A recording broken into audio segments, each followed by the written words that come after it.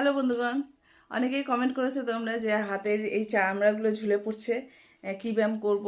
আর হচ্ছে এই সাইডও একটু বেশি চর্বি আছে বা অনেকের হচ্ছে বেস্ট হচ্ছে ঝুলে যাচ্ছে, তাদের জন্য ব্যায়াম দেখাবো। প্রত্যেক কটা ব্যায়াম 20 বার করে 3 সেট করবে, 20 বার করে 3 সেট প্রত্যেক কটা ব্যায়াম করবে। আমি এখানে দুটো একটা করে দেখাচ্ছি সময়ের জন্য, কিন্তু তোমরা 20 বার করে 3 সেট করবে, খুব ভালো রেজাল্ট পাবে।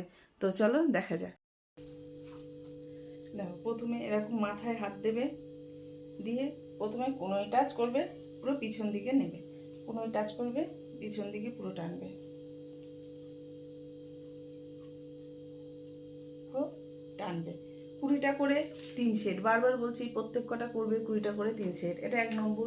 2 নম্বর সেম, এটা মাথায় নেবো কিন্তু ওপর নিচ করবো। একবার ডান কোণের ওপরে নেবো, পা কোণে ছাড়বো, আবার ঠিক আছে। একবার ডান হাত ওপরে, একবার বাম হাত ওপরে, ডান হাত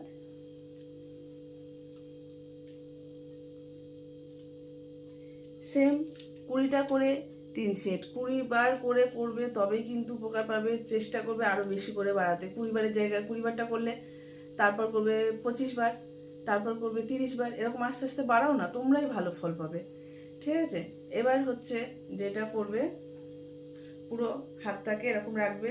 দেখো কোনোই কিন্তু আমার এরকম নেমে যায়নি, কোনোই কিন্তু আমার সোজা, মানে হাতের শোল্ডারটা পুরো হাত ইয়ে পর্যন্ত পুরো সোজা আছে। এবার এইটাই এরমভাবে তুলবে, আবার নামাবে, তুলবে,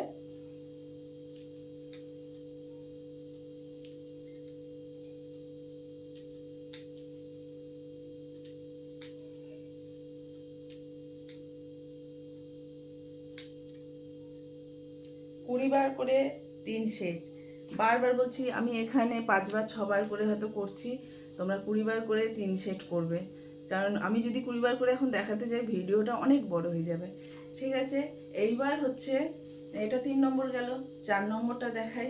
পুরো হাত সোজা রাখবে, হাত কিন্তু এরকম ঝোলাবে না বা পুরো ওপর দিকেও তুলবে না, একদম সোজা।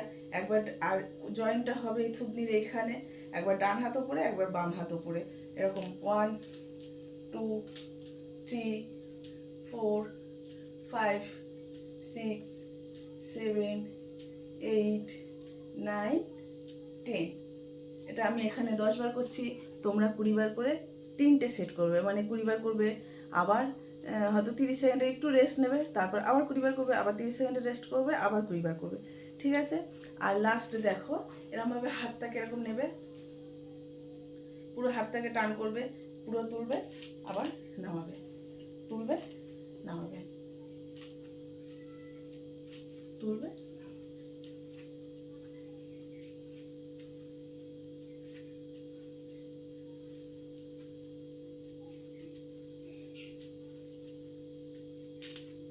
এটাও সেম 20 বার করে 3 সেট। তোমরা করে দেখো, খুব ভালো, তাড়াতাড়ি, খুব তাড়াতাড়ি এই যে হাতের এই চর্বিগুলো, সাইডের চর্বি, মানে যাদের এখানে অনেক মাংসপেশি জমে রয়েছে, এগুলো খুব তাড়াতাড়ি কমবে, একটা শেপে আসবে। তোমরা করে দেখো, 15 দিন করো, করলেই তোমরা পার্থক্যটা বুঝতে পারবে।